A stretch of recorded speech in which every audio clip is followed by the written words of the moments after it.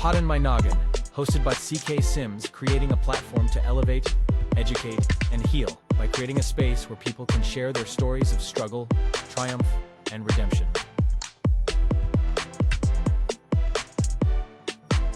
CKS Media. Hello, everyone, and welcome back to another episode of Poddin My Noggin. I'm your host, CK Sims, and we're joined by, and I didn't check before the show started, so I'm going to take a stab at the name. So it's Paolo Gaudiano. Very good.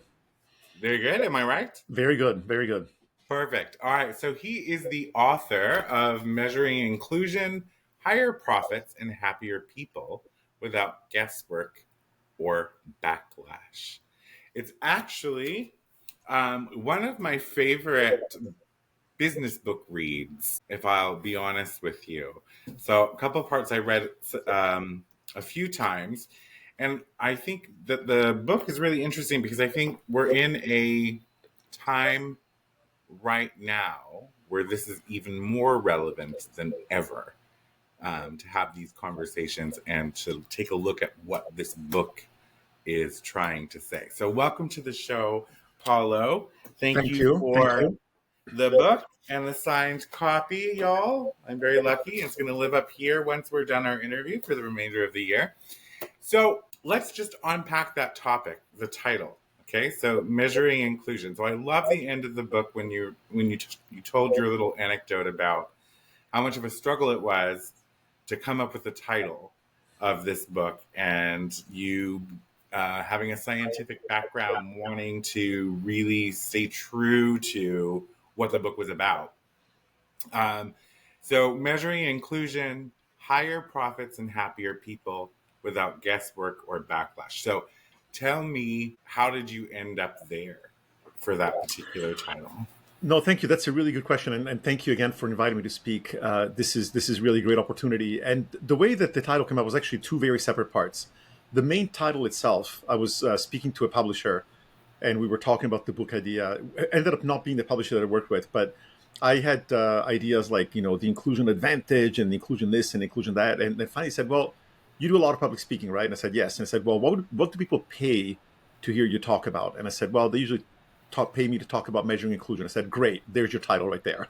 And I was a little bit on the fence because I felt, especially, I used those bars that kind of are giving a sense of growth on the cover. So the first impression may be a bit geeky. Somebody may look at that title and think, oh, this is really a very quantitative book, which in some way it is. But really, the subtitle was where I spent a lot of time with my current publisher, Practical Inspiration, where I really wanted to make sure that I hit on those 4 points. So the first one is higher profits.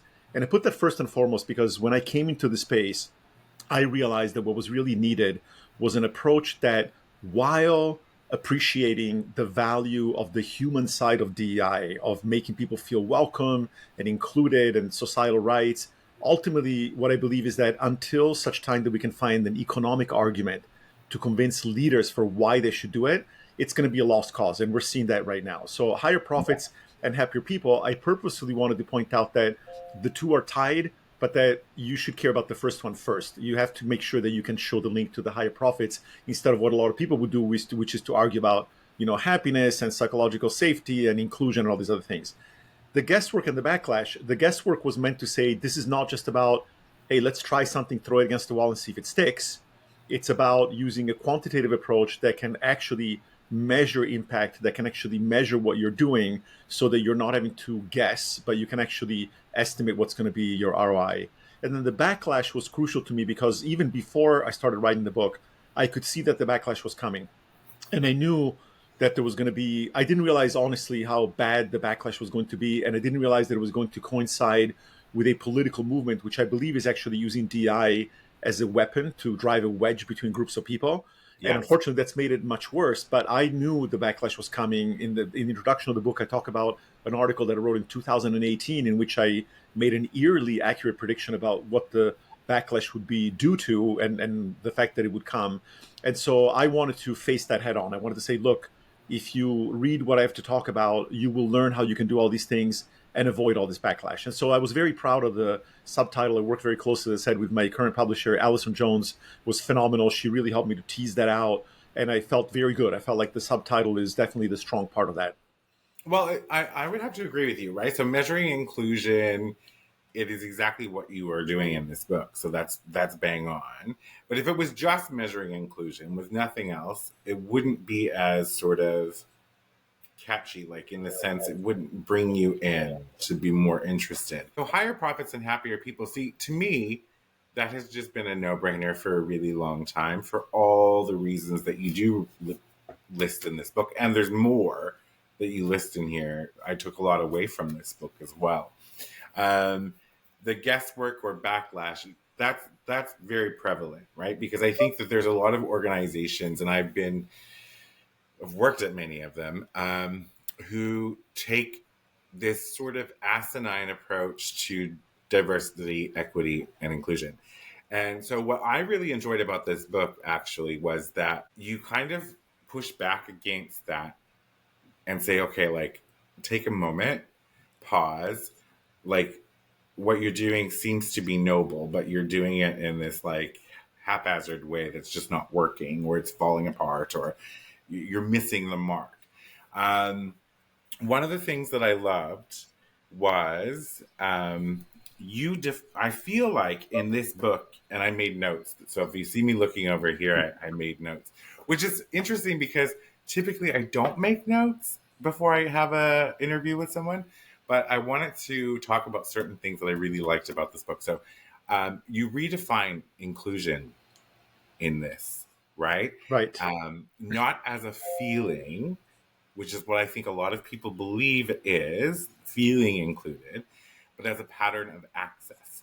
And so, can you tell me about that? Can you expand on that? Yeah, and I mean, starting with the general comment that you made. So in the book, I could have easily stopped after about 6 chapters and expanded on that, but I had those 2 chapters where, in one of them, I kind of take out a big stick against my own people in DEI and say, here's a bunch of really stupid things. You know, I like use the term asinine. I try to be a little bit more subtle than that, but that's basically what I tell people is that we made some really dumb mistakes. And then the following chapters is, but by the way, the people that fight against DEI are also making some kind of asinine mistakes. One of the big mistakes that I see people making on the DI side is to conflate individual feelings, individual experiences, workplace culture. So people will talk about, oh, does this company have an inclusive culture? Or, well, what does that mean? Well, that means that everybody feels included. And what I try to point out to people is that some things like the feelings of inclusion are the result of things that happen to you in the workplace. So if Mm-hmm. I want to get to the root of the problem and I want to quantify it, I don't want to know how included you feel. I need to understand what has happened to you that makes you feel that way. And so when I define inclusion, I'm very careful to say, I'm going to focus on defining diversity, equity, and inclusion from the point of view of the organization. And because I'm a scientist and I prove in my book the fact that there are these causal links, what I say is inclusion is what you do, diversity is what you get. And then I also talk about the fact that equity is what you want. And to me, that's very important because what I mean by that is, as an organization, if you are allowing anything to happen to your people that causes some people to be unable to perform at their peak for whatever reason that has nothing to do with their work, then you're literally shooting yourself in the foot. And so that's what I try to do is I try to make sure that people understand that it's really less about how people feel, which yes, of course, it's something that I care about. But to me, it's more important to understand why people feel the way that they do. And so, yes, you caught on to that. That's something that matters a lot to me. And I'm very glad that you spotted that because I think that's a crucial aspect is to understand that we need to start being very careful when we define these terms. What is the context in which we define them? Yeah, what I think had my wheels turning was in this. This was one of the things that I really just sort of took away, like, and it made me think. Right, so if somebody can make me stop and ponder a little bit, then you've won with me. So I do believe that I think for me and for a lot of other people that inclusion was about feeling. And while it may still have feeling attached to it, all of those things, I think how you frame the access part, it's not how, and I'm trying to break this down too in a sense so that I can articulate it and people at home can understand it without question. It is not about how I feel when I show up to work. It is about the systems and patterns that my work has in place that is inclusive. So do I have the same access to mentorship as any other person in my grouping or my organization? Do I have the same access to being invited to critical meetings or strategical meetings?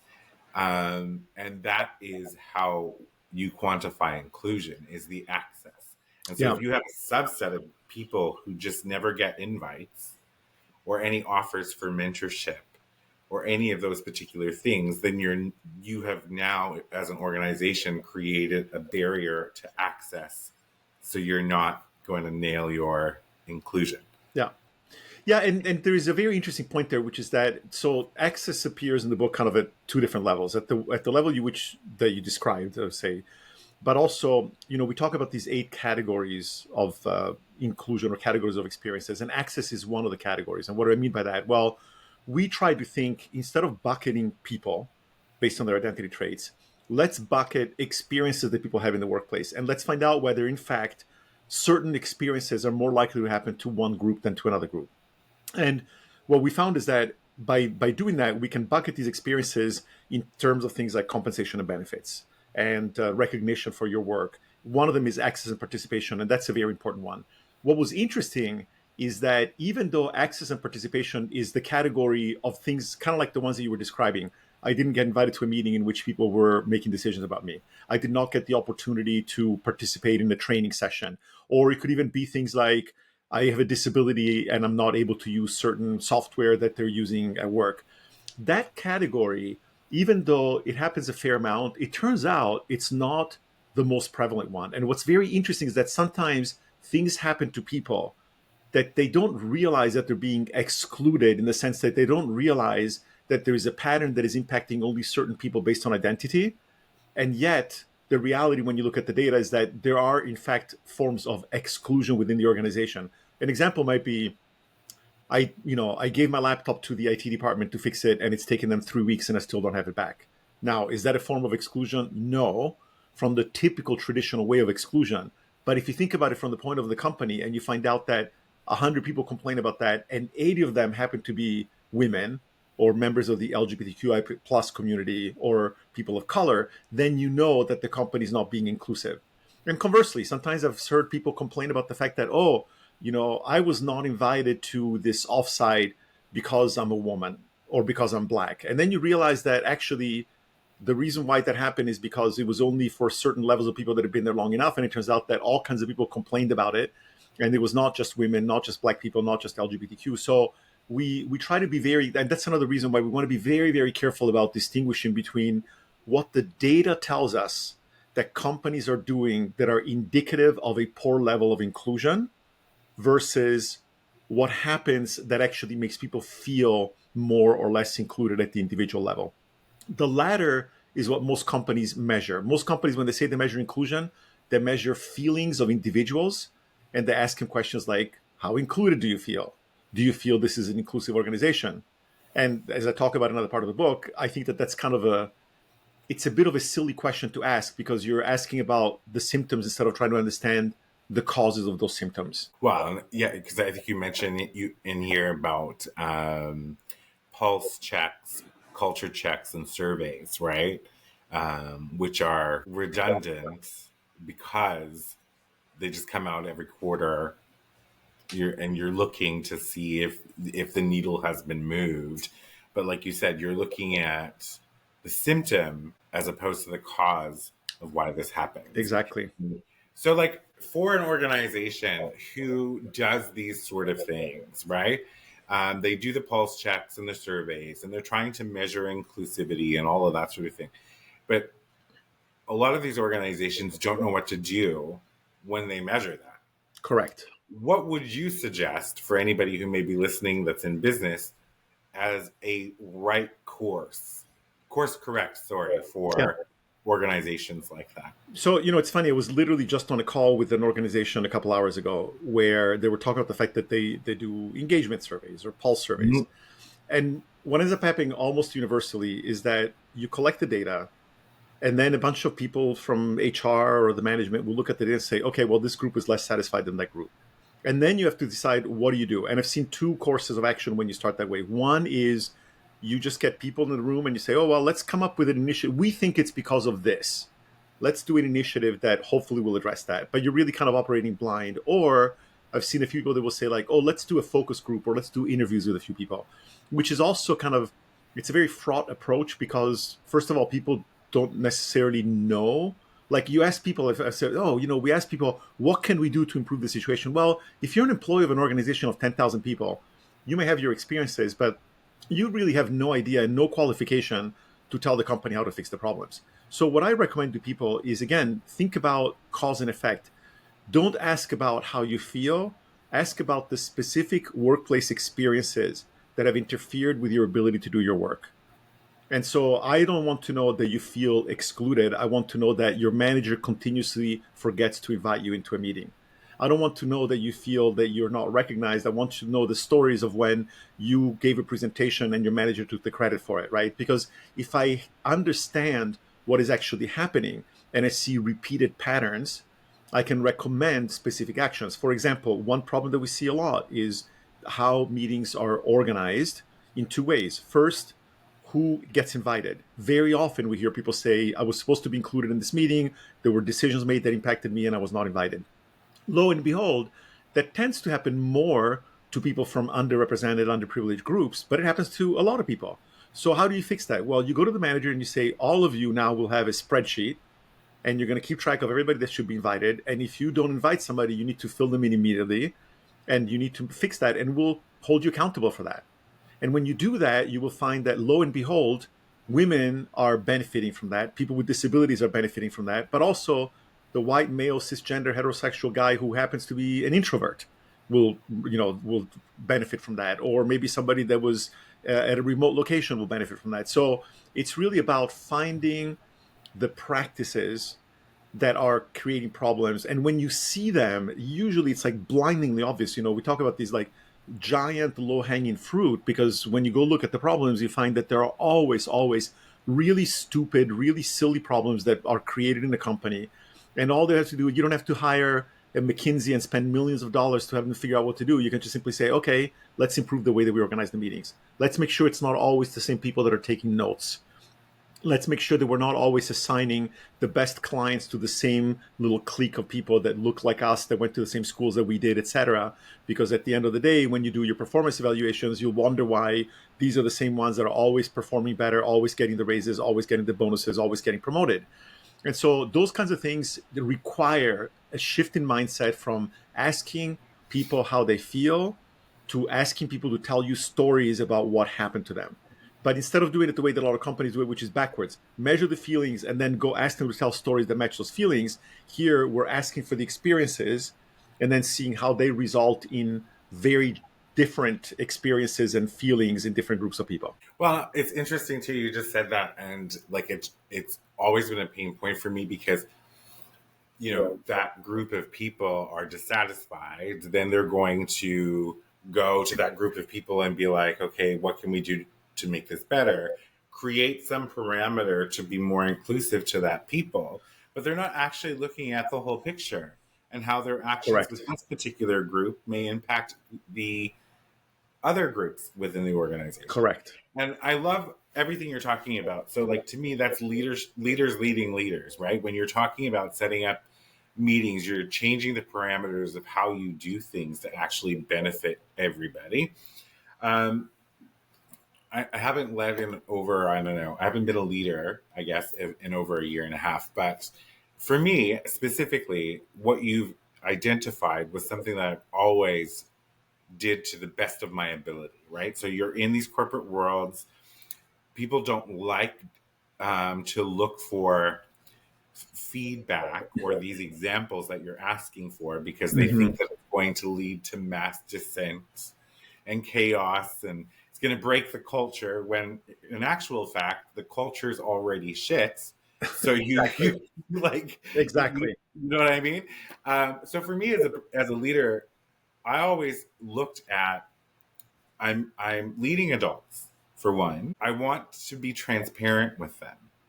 Like I'm middle management, so there's very little I can do except advocate for you, make suggestions, and all of those things. But so I always took the stance of being extremely transparent. So if someone came to me and they asked me something, I would like to do this or do that. Okay, let me take that away. I take it away, and then I get a yes or a no. I always went back to them and I thoroughly explained why there was a yes or a no, because I think the why is important. Yeah. Like, don't tell an adult who's giving you their time, for most often not an adequate enough amount of pay. The answer is no, without giving them rationale. Yeah. So I always thought being transparent with them and bringing them to the table, and like I would also say, okay, you know what? I'm like, I was in this meeting and this was posed, and I'm tasked to figure out what I'm going to do. Like, this is what I'm thinking. What do you think? Yeah. I always have these conversations. And what I can say to anybody actually listening is my style of leadership and what you're saying resulted in the highest level of buy-in that you get from your people and the highest performing teams with people, job satisfaction, and all of those things. And it really does start with small choices, small changes in how you do things. We're going to take a quick break. We'll be right back. Partner today with CK Sims and Poddin My Noggin to get in front of an audience that cares. You will be supporting mental health stories, tales of resilience, and uplifting content, aligning your brand with bringing goodness, authenticity, and kindness front and center.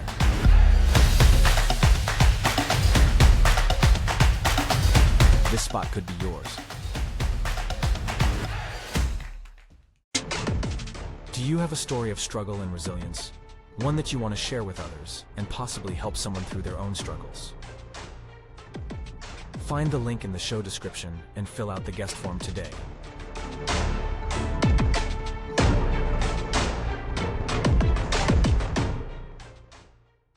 Welcome back, everybody. Before the break, we were talking to Paolo Gaudiano. Sorry, that's it. Author of Measuring Inclusion, Higher Profits, and Happier People Without Guesswork or Backlash. So you had spoken in the book as well about your early days, right? So you are a mathematician and a scientist? I'm a weirdo, you could say. Yeah. No, I think science is smart. I'm not a scientific person, but I think I'm very interested in that kind of stuff. No, and actually, like, to me, being a little bit weird is actually a compliment. But my background is it's funny because now when I look at it in retrospect, it all makes sense, and I see kind of the red thread that goes through my career. But I started, in fact, as a kid, I started, my passion was animals. I wanted to be a marine biologist. And then I fell in love with cars. I was a mechanic for a little bit. I raced motorcycles. I loved anything mechanical. And I was one of those kids that could fix virtually anything. So then I started to go toward engineering, and I ended up my degree was in applied mathematics, which was a way of essentially studying a lot of different kinds of engineering, but I always loved math. So that was my undergraduate. At the end of my undergraduate, I took a course that was taught in the engineering department, and it was about how the brain works from an engineer perspective. And I was like, oh my God, this is it. This is like so much more interesting than anything else that I've done. And I was fortunate to get an offer to become a master's student with a professor that was studying neural networks, which at the time was pretty new. It was in the mid 80s. And so it was in the aerospace department. So I was able to do my master's in aerospace engineering and work on the brain. And so I joke with people, my PhD was in computational neuroscience. I joke with people that have done both rocket science and brain surgery, which is actually true. I've done a little bit of both. But all of that boiled down to understanding the link between an individual and the collective. So how does the behavior of an individual influence the collective, and how does the behavior of the collective influence the individual? And that can be very vague. It could be drivers on a highway, soldiers on a battlefield, fish in a school of fish, or it could be people in a company.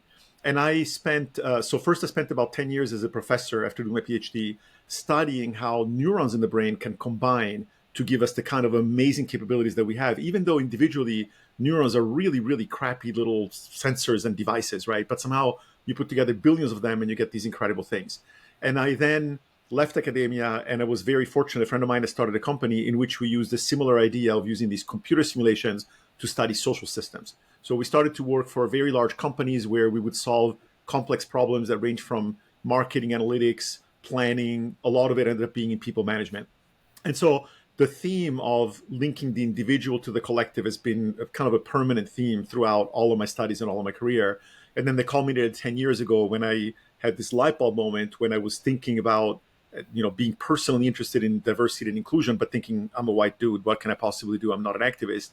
And then as I was contemplating the stark difference between the experiences that people shared as a function of their skin color, of their gender, of their sexual orientation, of their disabilities, and then those were very detailed. And when it came to solutions, it was like, oh, we need to change the hearts and minds of corporate America.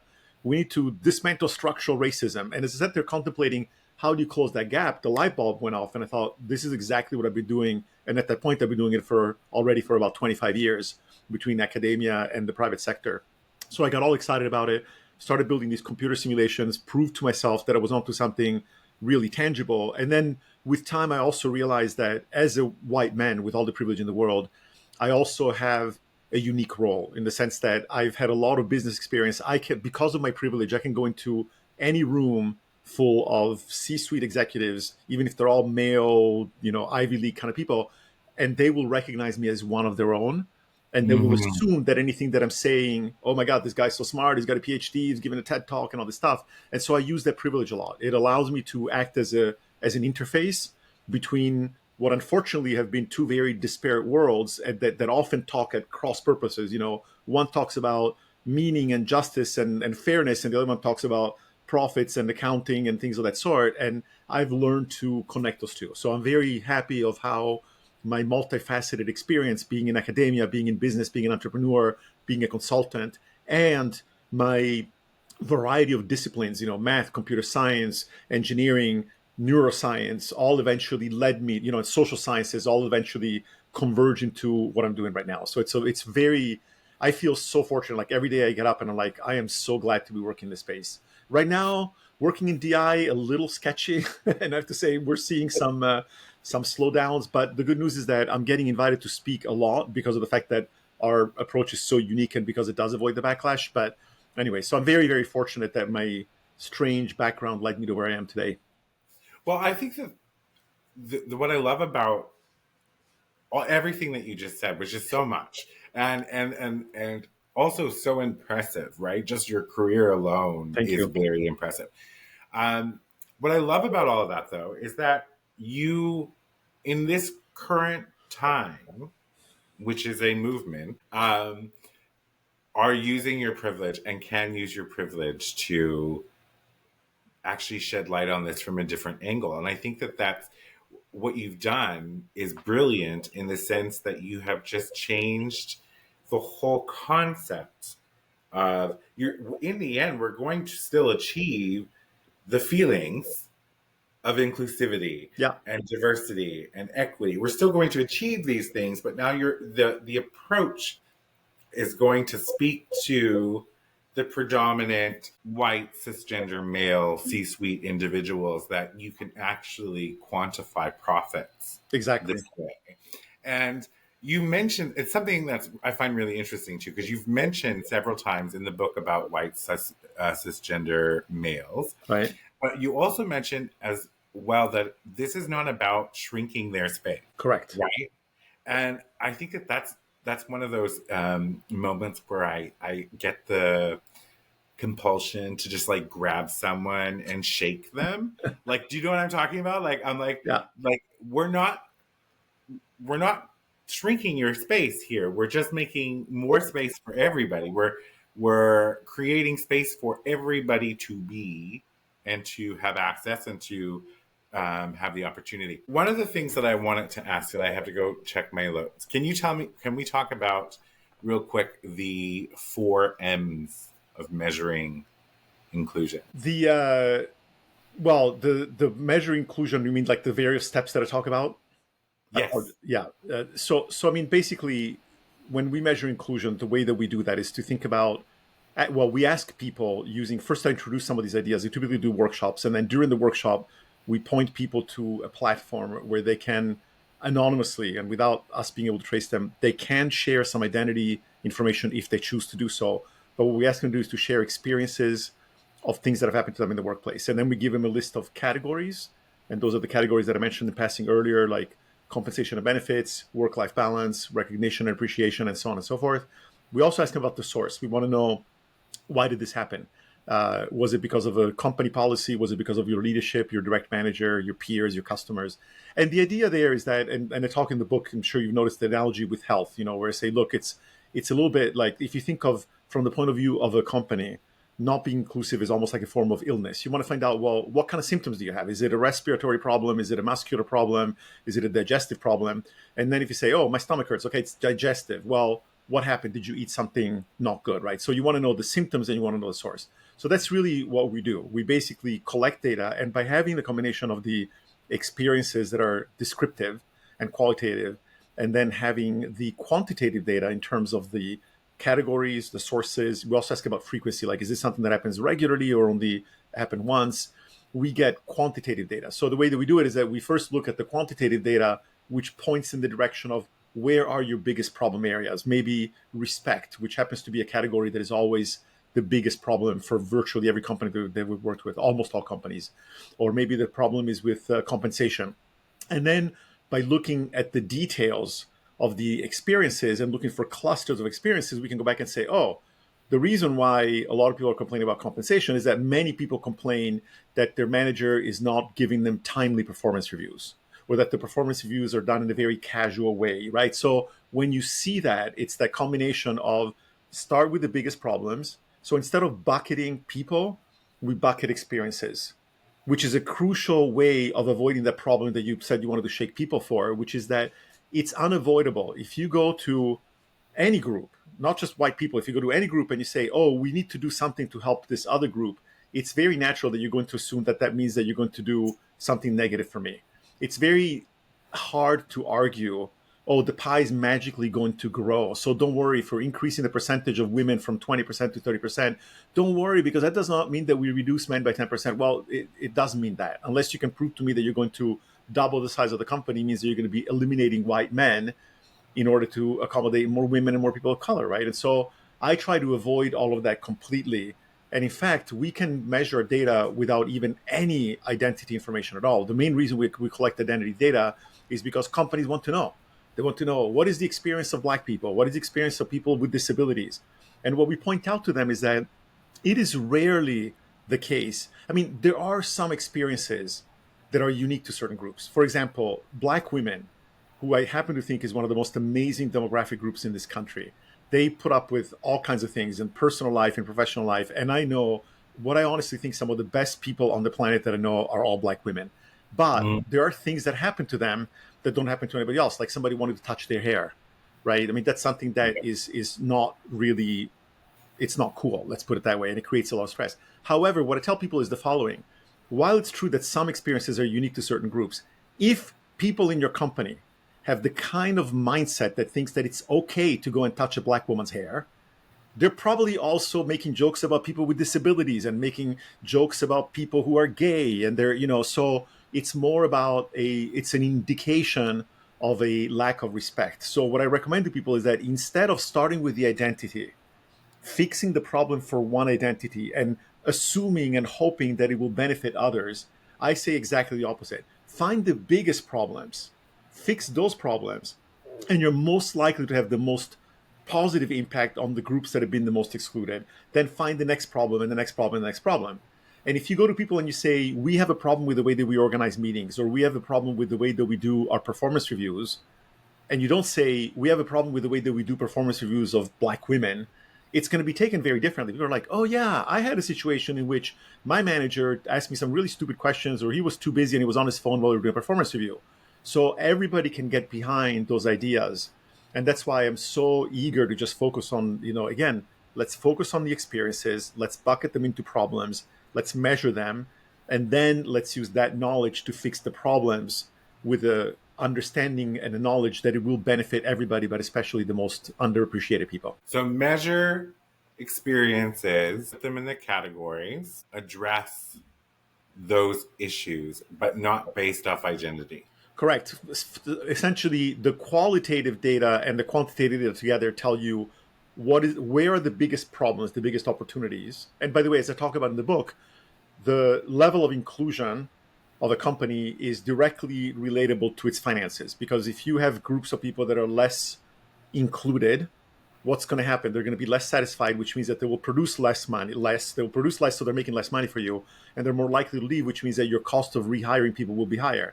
So if you have a company in which, let's say, you have 1,000 women, and their satisfaction is low, such that their retention rate is 10% lower than it is for men, and you have 1,000 women, that means that you're losing 100 women a year that you should not be losing if only they had the same experiences as men.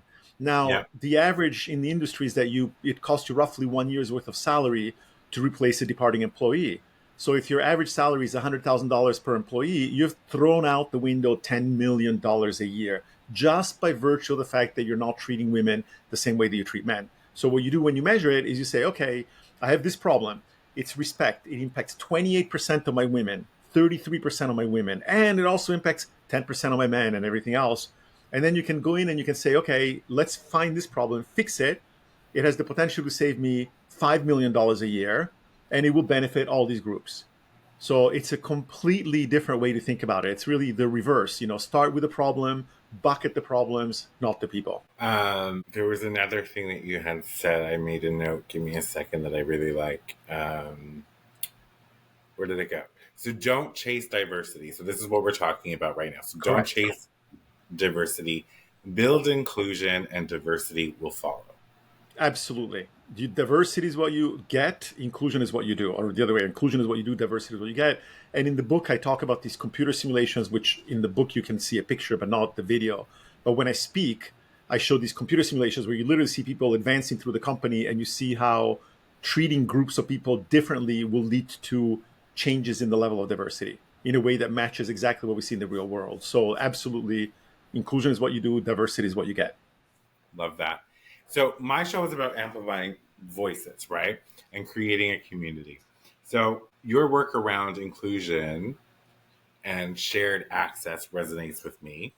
How can media creators like myself help model inclusion in spaces we curate? It's a little bit tricky to come up with kind of universal findings. And I found that, unfortunately, one of the reasons why DI has been less able to generate results is because people think that because something worked in one company will work in another company or in one organization. Right.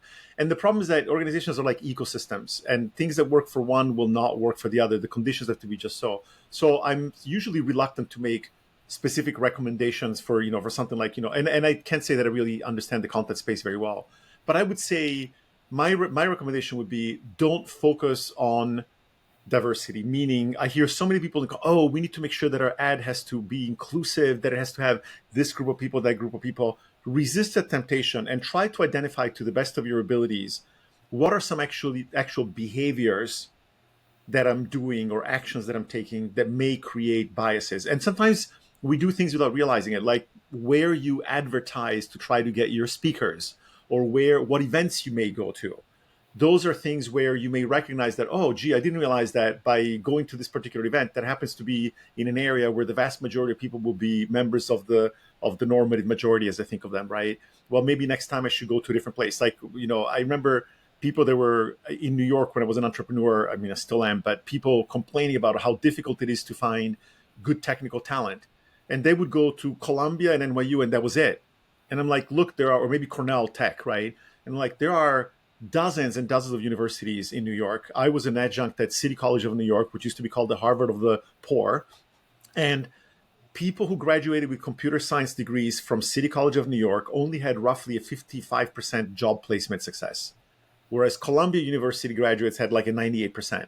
And so I always tell people, it's like, why don't you just go like those 30 extra blocks to go from Columbia University to City College and go talk to these people? Who are people who, by the way, maybe their GPAs are not as stellar, maybe they don't come from an Ivy League, but these are people that are working full-time, raising a family, and getting a master's degree in computer science. And maybe their GPA is only 3.4, but you know what? I'll take that kind of person any day if I want to build a successful team, right? Well, and so maybe in your space, kind of similar, like think more about, what am I doing that is potentially excluding people inadvertently, as opposed to let me go out of my way to try to force inclusion or force diversity of different people. Love that answer. And I love that sentiment as well when it comes to I will take a either someone who has the right attitude and drive over someone who's the most educated. Because someone who has the right attitude and the right drive, regardless of their socioeconomic status or what school they went to or whatever the situation is, given the right opportunity, they will blow your mind. Yeah. And Given the right opportunity is a big caveat, right? I mean, you have to create an environment where they can succeed. And unfortunately, that happens a lot. You go out of your way, you hire these people, and then you throw them into an environment where they're unwelcome, they're unsupported, they're unappreciated, and then you wonder why they're not doing so well. It's like, well, you basically stack the odds against them, and then unfortunately that turns into, oh, see, we tried it with those people, but it didn't work out. Yeah. And so it creates a very vicious cycle, right? And then not only that, but then when you start to impose targets or quotas, then the white men get pissed off. And they have every reason. Like if I was a white guy, we hear a lot of people, it's like, hey, I was supposed to get promoted last month, but the HR department told me they couldn't promote me because they had to promote a woman and a black person before they promoted me. That is not right. That's not a correct way to do diversity, equity, and inclusion. But unfortunately, too many companies, because they only look at diversity, that's what they do. And you read in my book, I'd like to joke about the thermostat example, where I say, well, if I walked into my house in the middle of winter and it felt very cold, I look at the thermostat, it reads 50 degrees. How do I fix that? I light a match under the thermostat. And look, now it reads 90 degrees, but meanwhile, the windows are drafty, the front door is open, and the roof is leaking. And you might burn the house down, which is exactly what has happened with DEI. We focus so much on lighting that match under the thermostat, just stuffing more diverse people into unwelcoming environment, that now it's blowing up in our face.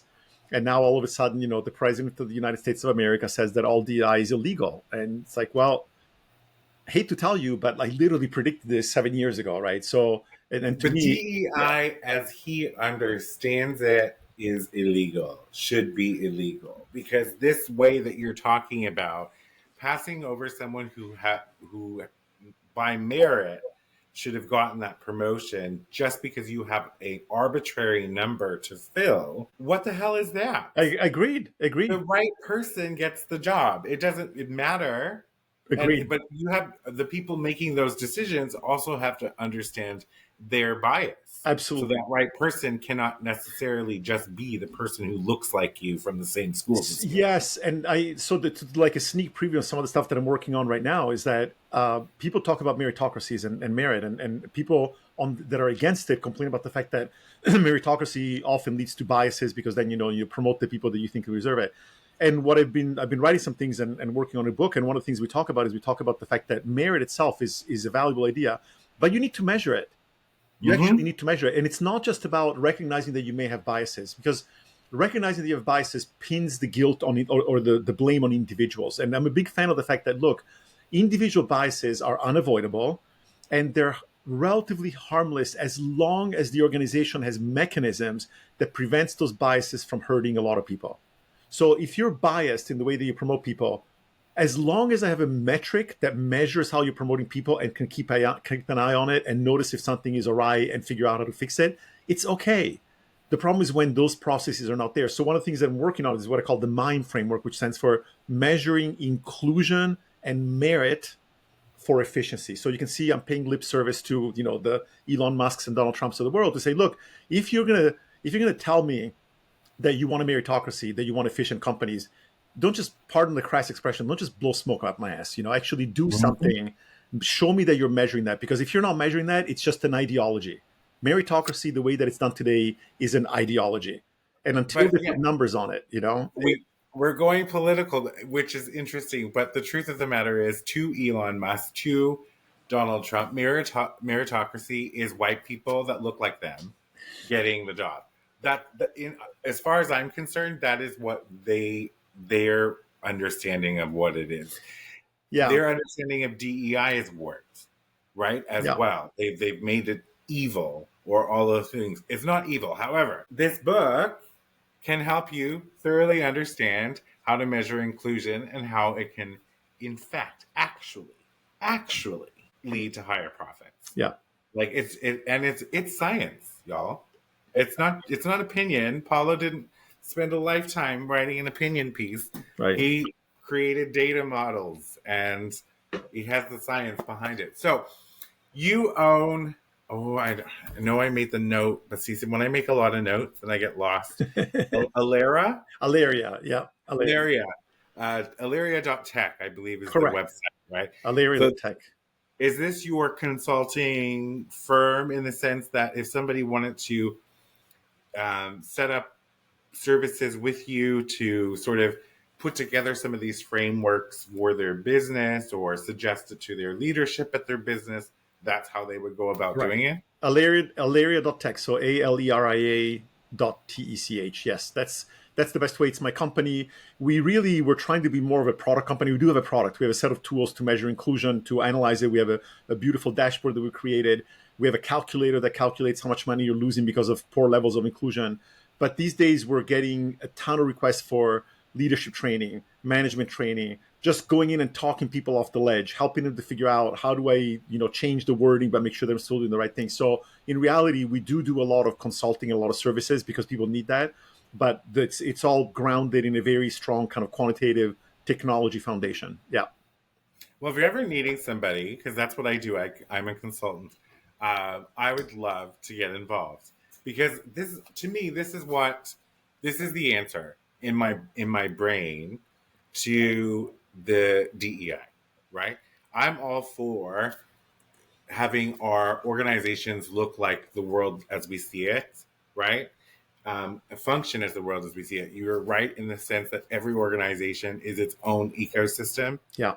Absolutely, without question. Not just because you can do one thing here doesn't mean it's lift and shift at another organization. So for anybody who's interested, go to Illyria.tech. And so Illyria, I will tell you, and this is me being a geek. I'm not sure if you're familiar with the show Angel. I'm not. Buffy the Vampire Slayer. Oh, yeah. And Angel. Yes. Okay, so Winifred Burkle in that show turned into a god at the end of the series, and her name was Illyria. Oh, I missed that. Okay. Yeah, and so what can you tell me where Illyria came from? So Alaria was very interesting. When I first started to think about doing this, I worked with a woman, Ellen Hunt, who was very, very helpful in some of the early stages of ideas. And she was actually the one that came up with the name, in the sense that, we were looking, and I forget, it's possible that that's where she saw it from originally. But then we read somewhere there was a legend about an eagle called Alaria. And we liked the idea of an eagle, kind of a female symbol, strength, the ability to see from far away. And so we use that name, and it starts with an A, which I think is always a good idea to have a company that starts with an A. And then we used as our logo this kind of sort of iconified this. It's like an eagle, but it's in a very, very stylized way. And so that's how the name came about. It was really just when we started discussing, it was like, wow, that sounds like a really cool name, and it stuck. And instead of trying to come up with a name that explains what we do, we're like, let's just use a name that is cool and that most people can read and pronounce and remember, and that's how it worked out. Well, you have achieved that because I think Illyria is a very cool name. Thank you. And has like a certain air to it. If you want to think about like air, so all right. So if you want to get some of the tools that Paolo and his team have built, go to Illyria.tech. You can purchase the book online anywhere, in bookstores as well. Not much in physical bookstores, but definitely online. Any online reseller you'll find it. Okay, perfect. Definitely worth the read, y'all. Especially if you, and just to be clear, this is not just for people who are in business or in leadership, or like anybody could take away something from this book. And you use lots of analogies throughout, which I really enjoyed. And one of the things that I liked about this book is that it's written in such a way that anybody with such a vast understanding or capacity could understand the concepts that are presented and can take away from that. So well done on the book. I'm hoping that we see you do lots of great work continually because we need it. Maybe you can go meet with Mr. President and actually discuss how you could implement measuring inclusion in the federal government. I would love to do that. I honestly, I've actually given a talk at a university in a class that was kind of an anti-DI class about woke ideology, and they all loved it. Once we got past and it's about acknowledging mistakes that we've made and acknowledging that ultimately we all want the same thing. We want to be able to get a job that we're qualified for. We want to be able to advance in that job, get paid fairly for the work that we do, and not feel miserable. And and who's going to disagree with that? Well, some people might, but hopefully they won't. But anyway, thank you so much for being here, for discussing your book. Thank you again for the copy. And I wish you the very best. And for everybody at home, until next time, get out there and live your wildest dreams. For media and sponsorship inquiries, email info@cksims.com or visit cksims.com and fill out the contact form. Be sure to subscribe so you don't miss an episode. A new episode airs every Saturday. CKS Media.